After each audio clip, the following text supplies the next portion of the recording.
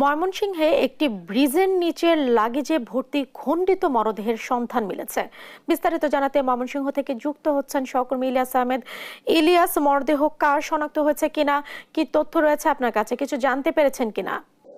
আমি এখন দাঁড়িয়ে আছি ময়মনসিংহ সদর উপজেলার মনতলা ব্রিজের নিচে, অর্থাৎ এই ব্রিজের নিচ থেকে সকালেই একজন যুবকের মরদেহ উদ্ধার করেছে পুলিশ, অর্থাৎ 3 টুকরো মরদেহটি উদ্ধার করা হয়েছে। অর্থাৎ এই ব্রিজের নিচে কচুরিপানার মধ্যে ব্রিফকেস থেকে দেহের যে বডি, সেই বডি উদ্ধার করা হয়েছে এবং খানিকটা দূরেই কিন্তু পাটকেট সংলগ্ন থেকে মাথা উদ্ধার করা হয়েছে। অর্থাৎ এই বিষয়টি নিয়ে প্রশাসনের ঊর্ধ্বতন কর্মকর্তারা কিন্তু তারা কাজ করছেন। অর্থাৎ মরদেহ কিন্তু তারা এখানেই কিন্তু তারা রেখেছেন। অর্থাৎ আপনি দেখতেই পাচ্ছেন যে এই মরদেহ দেখার জন্য আশপাশের লোকজন কিন্তু তারা ভিড় করছেন।